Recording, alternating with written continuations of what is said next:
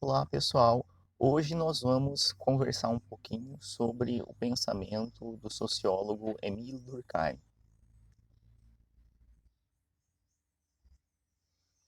Qual que é o objetivo dessa mini videoaula? O objetivo dessa mini videoaula é auxiliar vocês na leitura do texto do capítulo 2 aí do livro que a gente está utilizando como guia nessa disciplina, né? Então, essa videoaula está dialogando direto com o conteúdo que está lá no capítulo 2. Então, essa videoaula é para auxiliar, né?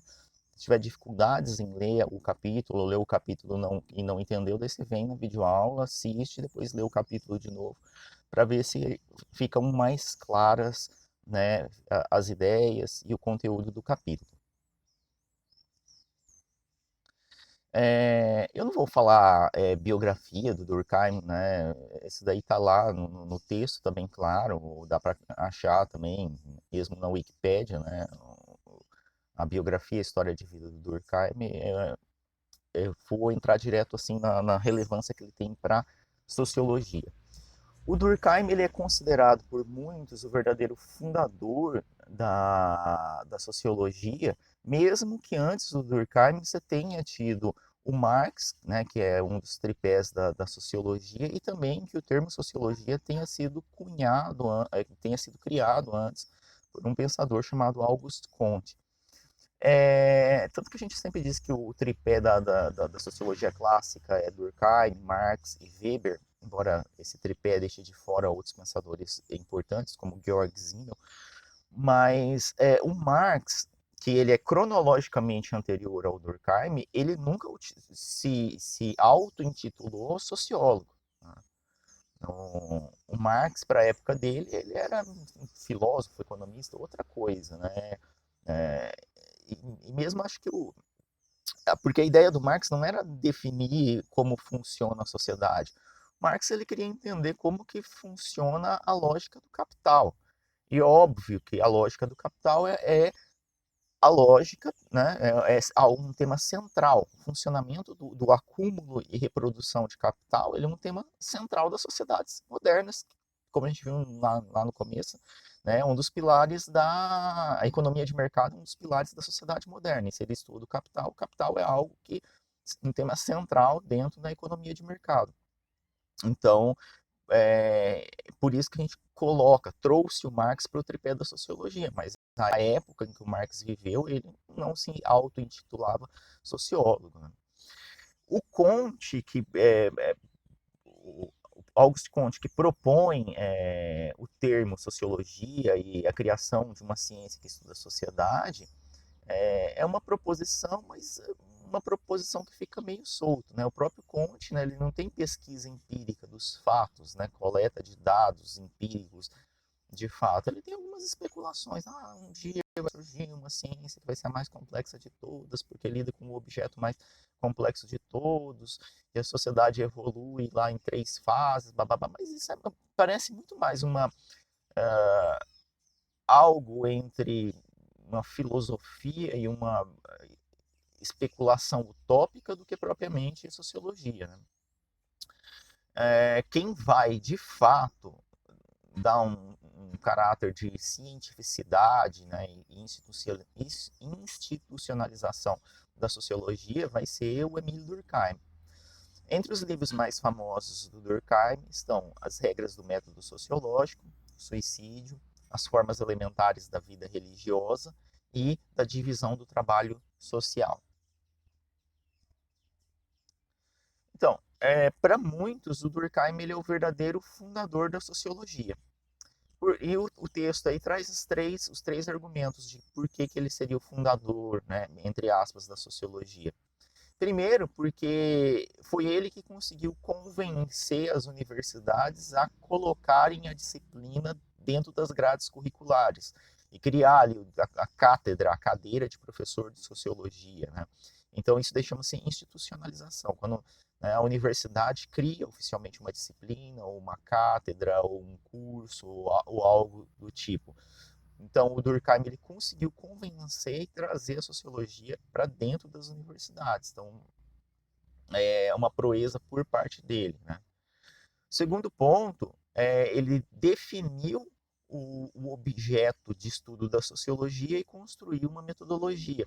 Então, naquele primeiro livro que eu citei no slide anterior, As Regras do Método Sociológico, o Durkheim vai estabelecer que a sociologia tem um objeto de estudo que é só dela, que o Durkheim vai chamar de fato social, e que nenhuma outra ciência estuda. E depois, na outra parte do livro, ele explica como é que tem que ser feita essa pesquisa, né? Que o objeto, quando a gente vai fazer uma pesquisa em sociologia, você tem que definir o que é o seu objeto e o que não é o seu objeto. A relação entre causa e consequência dos objetos da sociologia, que apenas um fato social causa um outro fato social. A construção de tipos, um sistema classificatório, né, construção de tipos sociais, porque todo fenômeno, né, para você conseguir entender melhor, você tem que tentar ver se ele não pode ser classificado em tipos e subtipos, né? A categorização, a classificação ajuda uma melhor análise de um fato complexo, depois distinguir se o fenômeno ocorre dentro de parâmetros de normalidade ou não, né? Então tem ele constrói toda uma metodologia, né, que ele tentava fazer com que a sociologia fosse uma ciência tão rigorosa quanto a medicina, a química, a biologia, etc. E o terceiro ponto, né, que é ao contrário de outros como Conte, o Durkheim ele fez pesquisa empírica. O que é pesquisa empírica? Pesquisa empírica é quando você vai atrás dos fatos. Você não fica fechado entre quatro paredes pensando, como o mundo seria. Não. A pesquisa empírica, se você vai atrás de coletar dados, fatos, identificar entre os fatos que você coletou, os dados que você coletou, né, o que é regra geral, o que é exceção, o que é uma tendência, é, etc., né, o que é o fenômeno médio. E o Durkheim ele é considerado um clássico, né?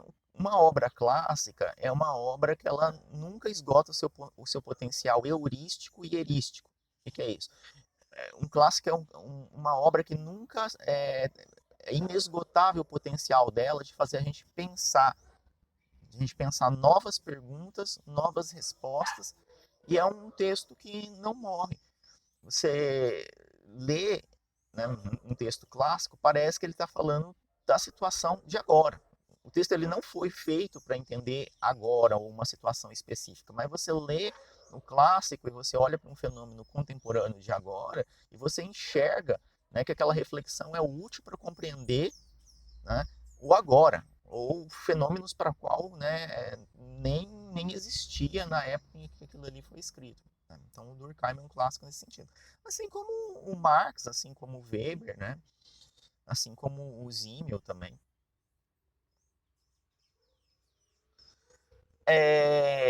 Como eu disse, para o Durkheim, a sociologia ela tem o direito de ser uma ciência autônoma, porque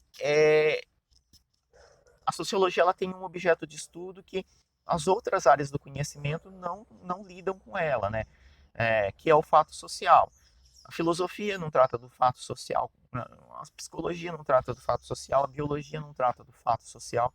O fato social, ele é só a sociologia estuda. E o que é um fato social? Para a gente identificar um fato social, a gente tem que para ser um fato social, tem que preencher três pré-requisitos, ou tem três características basilares, sendo as duas últimas as mais importantes, que é a generalidade, a exterioridade e a coercitividade.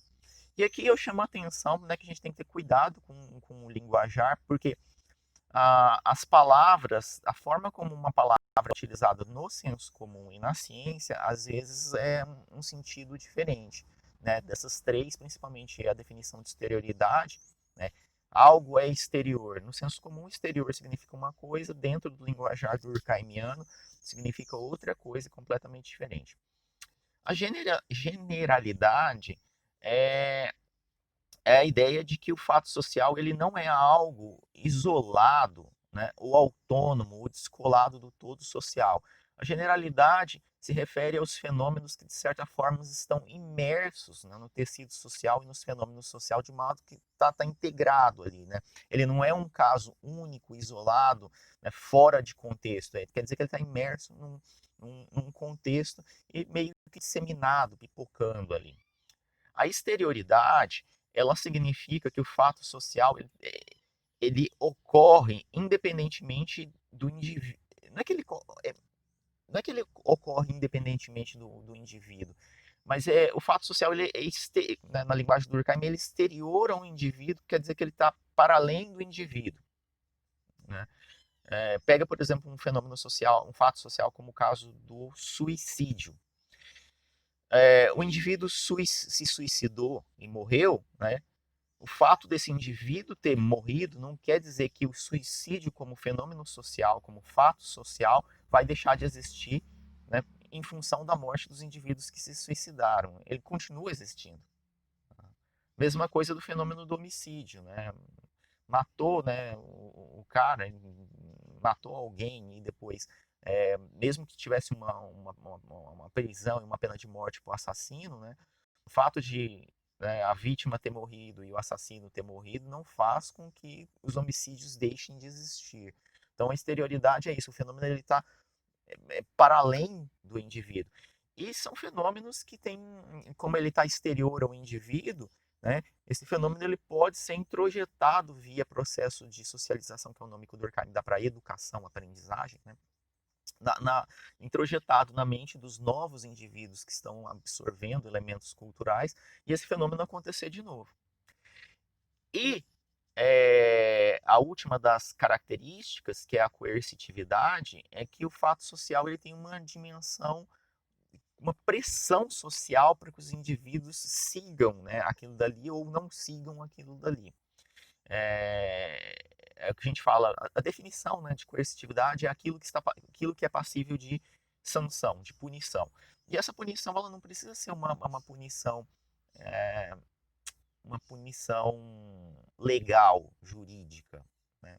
Ela pode ser uma punição moral. Por exemplo, um fato social é que homens não andam de vestido ou de saia. Tá? Sem polemizar, vamos olhar o exemplo nível básico. Duvida disso? Então, quando eu for aí a Campos de Julho, numa aula e coisa, eu desafio os rapazes a virem vestidos de saia e vestidos na minha aula. Né? Dificilmente, né? Só em casos excepcionais, de coisa que. Né, brincadeira, carnaval, outra coisa. Mas, em regra geral, não fazem isso. Por quê? Porque existe uma lei que proíba homens de vestirem vestidos e saias? Não, porque o fato social é de que o padrão de masculinidade é que homens não vestem saia e vestido. E se você ousar é, usar esse vestido, essa saia em público, daí a dimensão da coercitividade entra em funcionamento. As pessoas vão começar a rir de você, tirar sarro, você vai ser motivo de piada, você vai ser deslegitimado, né? Você vai ser zoado até não querer mais, e às vezes uma zoação assim que causa um constrangimento, que causa uma vergonha, né? E daí você não vai fazer isso de novo. Então é a coercitividade, é a sociedade colocando você dentro dos padrões. Né? E isso daí, né, muito dessas características, dá o fato social. E o que a gente tem de exemplos de fato social? A religião é um fato social. Né? A educação é um fato social. E o direito é um fato social. Não são os únicos três fatos sociais. O Durkheim vai falar que até o suicídio é um fato social, porque não está cravado no nosso DNA. Todo mundo é determinado biologicamente para se suicidar. Não, ao contrário, o nosso DNA ele é pré-programado para todos os seres vivos, são programados para tentar sobreviver e não para aniquilar a própria vida. Né? Então é um fato tão social que contraria até a biologia. O próximo ponto é que o Durkheim ele tenta construir, ele é muito impressionado com os avanços das ciências naturais e exatas. Né? Imagine o tanto que a química no século XIX estava conseguindo avançar, né, nas reações químicas, no uso da química como venenos, remédios, etc. Assim como também da medicina, né, a vacina, né, o diagnóstico. prognóstico, a biologia. E o Durkheim era muito impressionado com o avanço, com o progresso das ciências naturais, né, toda aquela pureza. E que era muito interessante, porque esse conhecimento das ciências naturais fazia você conseguir controlar, né, o mundo. A ciência, né, o conhecimento das ciências naturais ajudava a controlar o mundo, né, prever, né, e também controlar e interferir no mundo. E o Durkheim era muito impressionado com isso e pensava, será que a gente não conseguiria fazer algo parecido nas ciências humanas, nas ciências sociais? Então ele tenta construir a sociologia com esse ideal como pano de fundo. Tanto que o reflexo disso é que nas obras durkheimianas alguns conceitos tem algumas comparações, analogias e até apropriações da área da biologia, como por exemplo o conceito de função, como o conceito de orgânico, né, solidariedade orgânica, entre outras. Um tema muito importante dentro da teoria sociológica do Durkheim é a solidariedade.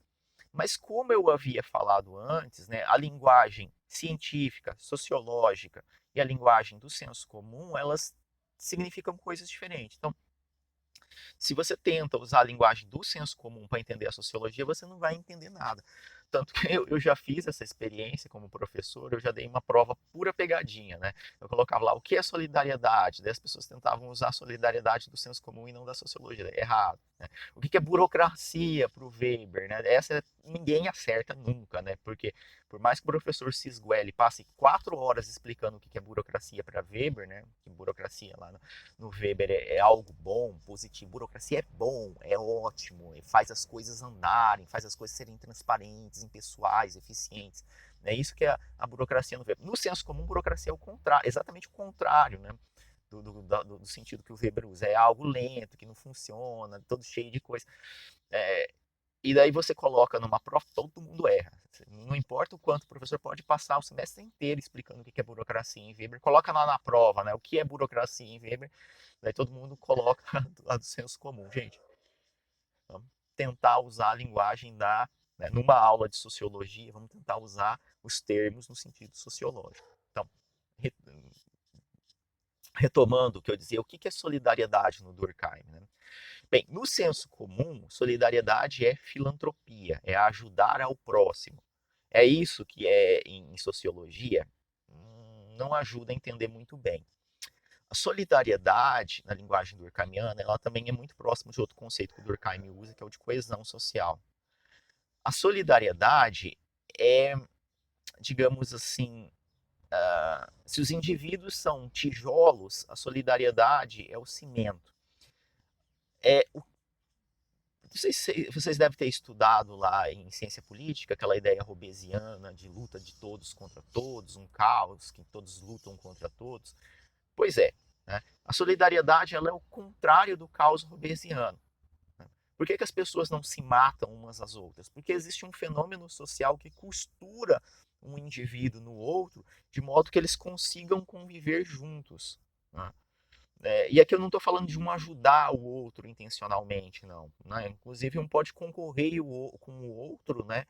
Um pode rivalizar ou concorrer com o outro, e mesmo assim haver uma certa complementariedade, de modo que eles se ligam e se ficam integrados. Né? Então, a solidariedade ela é o que não permite que a sociedade entre em caos. E essa liga que faz que os indivíduos né, não se dissolva, né, ele tem várias dimensões. Né? Você tem o próprio direito vai ser um desses elementos coesivos, né, que vai ligar os indivíduos, fazer com que os indivíduos consigam viver de forma gregária, ou seja, de forma juntos e misturados. Né? É, Tá, e assim, é o que importa para essa disciplina, sem entrar nos outros aspectos da solidariedade, é que o direito, ele é um dos mecanismos de solidariedade social, que permite que os indivíduos vivam juntos e não se matem uns aos outros. A gente também pode pensar na religião e na moral, que também são outros desses elementos coesivos, né, que né, permitem que o indivíduo viva junto. Ah, falar um pouquinho sobre a questão da pena. Deixa eu ler o slide aí. A aplicação de pena, ou seja, a punição legal jurídica, não tem como objetivo principal a promoção da vingança, da justiça, da ressocialização ou da inibição de novos delitos. Ou seja, numa análise sim, superficial, né, só um olhar superficial e leigo sobre o assunto, né, um primeiro olhar sobre o assunto, né, por que existem penas? Por que existem punições legais jurídicas? Né? Por que a justiça pune as pessoas que cometem crime? Tem várias é, respostas podem ser dadas. Ah, a punição é uma forma de vingança daquele que foi ofendido. Ou, não, a punição é uma forma de justiça, né? Digamos que a justiça é o linguajar cristão para vingança, né? Muito feio você falar, ah, eu quero me vingar, então eu quero justiça. Justiça é mais bonito. A, ou dizer, não, a punição é uma forma de fazer o sujeito, né, o infrator, ele expiar os seus crimes, se purificar dos seus crimes. Ou a punição é uma, uma forma de fazer com que outras pessoas não tentem cometer o crime. Serve de exemplo. Oh, ele foi punido, então não faça isso.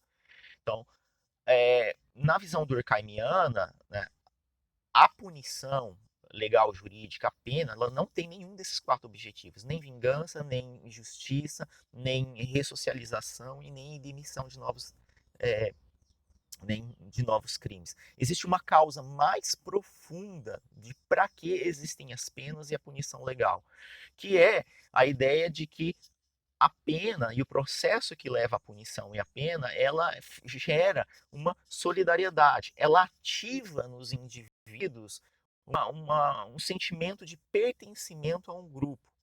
Ou seja, né, é, olha, alguém cometeu um crime, ele cometeu ao crime, ele ofendeu a todos nós, a comunidade em geral, a sociedade em geral. Então nós temos que nos mobilizarmos. E nessa mobilização, né, a sociedade desperta, não, reacende essa solidariedade, esse cimento que mantém os indivíduos juntos e fazem eles se sentir não como indivíduos, mas como um todo coletivo. Né? Então é nesse sentido, para o Durkheim, essa a hipótese do Durkheim sobre o que, né, para que servem a pena. Né? E essa é uma concepção bem diferente em relação, né, ao senso comum que está aí nesse primeiro parágrafo, né, sobre o porquê que acha uma tese de. E daí o Durkheim também vai dizer que o crime, né, a transgressão às normas estabelecidas, ela é uma ofensa à consciência coletiva. E daí a gente entra em outro conceito durkheimiano bem dificinho, né, bem, bem complicadinho, que é a questão da consciência coletiva. Né? A consciência coletiva, ela é exterior, ela tem aquela dimensão da exterioridade. Então, quer dizer que a consciência coletiva, ela não está é, ela não é dependente diretamente de um indivíduo ou de um ou outro indivíduo em especial. Ele está no indivíduo e para além do indivíduo. Então, é, por exemplo, né, um exemplo que está no livro. Na consciência coletiva do século XIX, né, o casamento, né, a noção de casamento é que o casamento é para sempre, ele é indissolúvel, e que é sempre entre um homem e uma mulher. É essa a ideia, a crença, o valor que estava na consciência coletiva da maioria da população francesa do século XIX.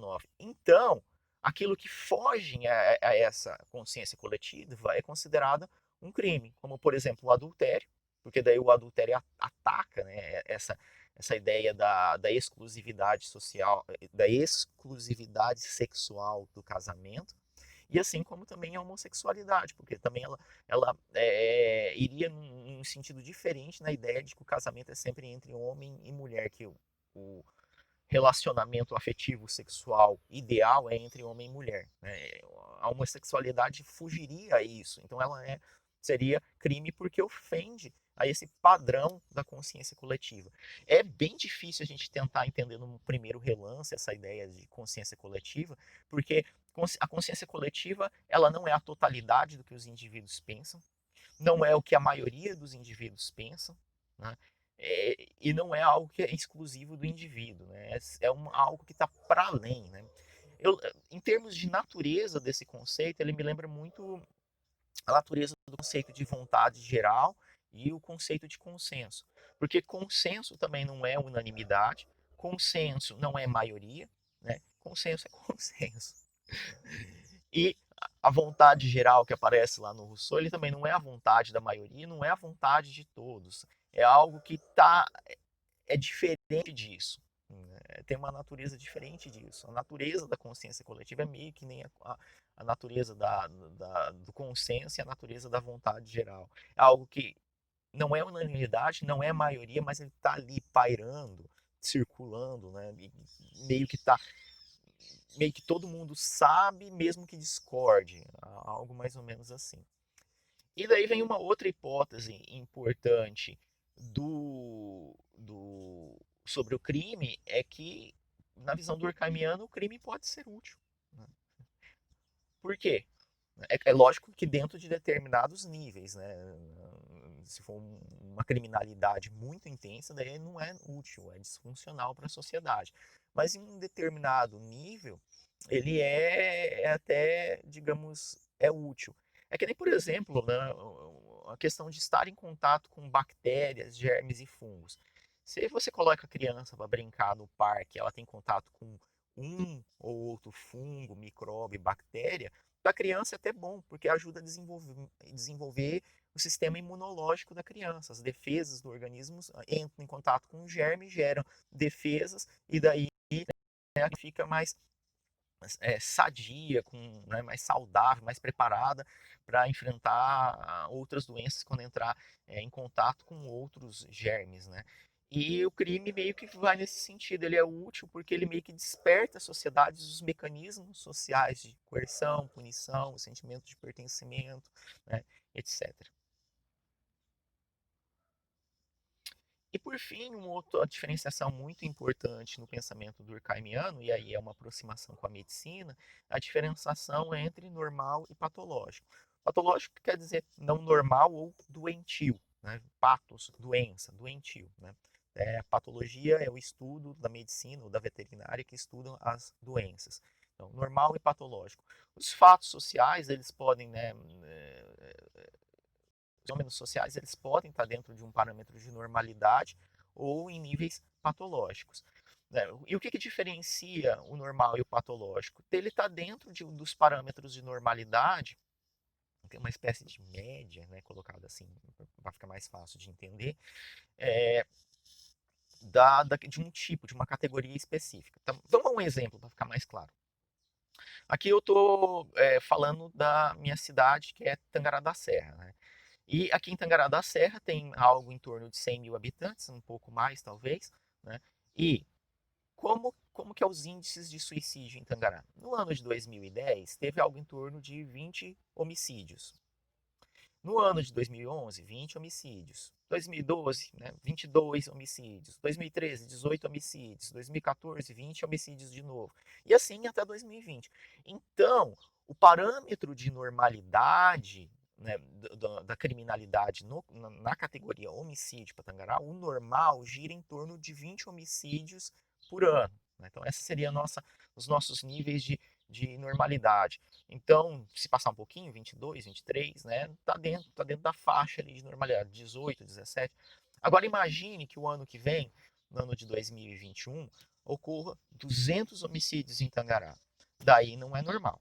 Daí é porque alguma coisa, é um fenômeno patológico, né? Porque alguma coisa diferente aconteceu. A mesma coisa também, né? Se a gente pensar tanto acima do parâmetro de normalidade, como também muito abaixo, né? No ano de suponhamos que no ano de 2005 tinha acontecido 0 homicídios em Tangará. Isso também não é normal numa perspectiva do Durkheimiano, porque está muito fora, né, do padrão de normalidade. Se todo ano morre 20, né, se todo ano são assassinados 20, por que aquele ano, o que aconteceu aquele ano que ninguém foi assassinado? Então, provavelmente ele deve ter tido teve algum fator externo que interferiu na trajetória normal daquela sociedade. Então, um policiamento mais uma grande operação da Polícia Federal, o Exército, que varreu, digamos que todos os homicídios aqui fossem relacionados ao tráfico de drogas. Daí uma grande operação, Polícia Federal, Exército, não sei o que lá, varreu todos os grandes e pequenos traficantes e tudo daqui, e daí zerou o homicídio. Então daí, né, a gente vê que foi um fenômeno, foram fatores externos excepcionais que causou uma excepcionalidade, né, nesse parâmetro. E aqui eu trago algumas questões para a gente discutir lá no fórum, né? Se você, como no fórum a participação é obrigatória e vale nota, né? Você tem que ter um número mínimo de participações e você não tem a menor ideia do que comentar no fórum, que tal tentar responder uma dessas perguntas aí? No texto está dizendo que a solidariedade mecânica é típica das sociedades tradicionais, que é umas que a gente estuda lá na antropologia. E a solidariedade orgânica, ela é típica das sociedades modernas. Que tal a gente pesquisar e descobrir exatamente, mas o que é exatamente, né? Qual a diferença? Por que uma é de uma e a outra é da outra? Uma outra questão que a gente pode discutir. Na perspectiva durkheimiana, qual é a diferença entre moral e direito? Uma terceira, para Durkheim, a aplicação de pena, punição, é capaz de diminuir a criminalidade? Serve para diminuir a criminalidade, a punição? 4.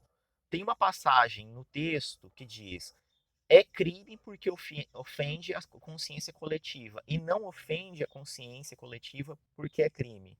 O que o Durkheim quis dizer com isso? Né? Além dessas questões, vocês podem ir lá no texto, anotar alguma outra coisa que vocês não entenderem e perguntar para mim. Pergunta vale como participação. Ou, se você vê algum colega aí, também fazendo uma pergunta legal que você sabe a resposta, você pode responder a pergunta dele, não precisa deixar para eu responder tudo, mesmo que para mim é cansativo.